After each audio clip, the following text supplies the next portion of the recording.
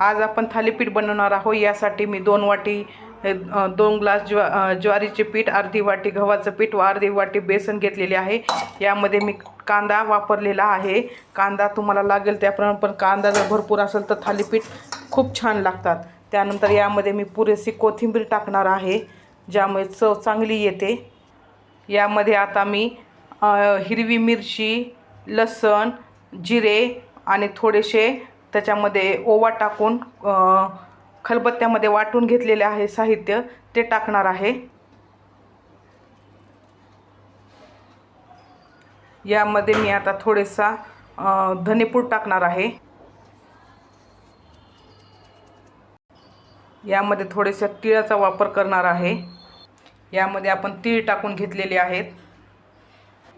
यानंतर आपण यामध्ये थोडेसे लाल तिखट तुम्हाला लागेल त्याप्रमाणे टाका, कारण हिरवा ठेचा पण आपण टाकलेला आहे, लहान मुलं पण खातात ना, त्याकरता। थोडीशी हळद, पोहे भिजवून घेतले होते त्याला कुस्करून त्यामध्ये टाकूया आपण।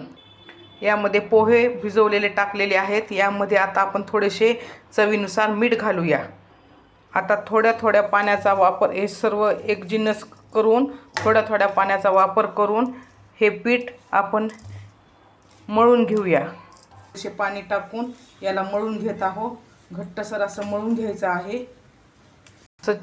असं छान पीठ मी मळून घेतलेले आहे। आता आपण ह्याचे थालीपीठ बनवून दाखवते मी तुम्हाला। लोखंडी तवा घेतलेला आहे।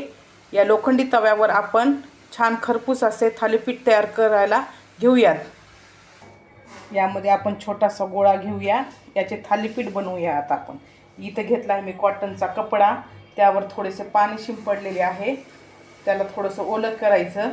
त्यानंतर हा गोळा घ्यायचा, त्याला असं थापटून आपण त्याची छान थालीपीठ बनवूया। हे आपले थालीपीठ आता तयार झालेले आहे। इथं मी तवा गरम करण्यासाठी ठेवलेला आहे, हा लोखंडी तवा आहे। आता यावर मी हे थालीपीठ टाकणार आहे। याचा आता ह्याला फोल्ड करून घेणार आहे व त्यामध्ये तेल सोडणार आहे। हे चवीला खूप छान लागतात।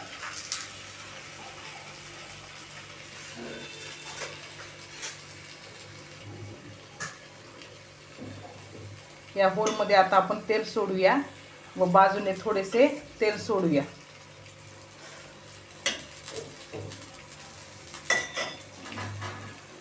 प्लेट झाकून ते वाफवूयात, यामुळे थालीपीठ अतिशय सुंदर बनते। आता हे आपण पलटी करूया, याला परत खालती तेल थोडंसं सोडूया। सुंदर असे आपले थालीपीठ तयार झालेले आहे। आता हे आपण आपल्या मुलांना खायला देऊया। सदरील थालीपीठ मी मुलींना खाण्यासाठी दिलेले आहे। मग खुशी, क्रांती, कशी झाली टेस्ट? खूप छान झाली।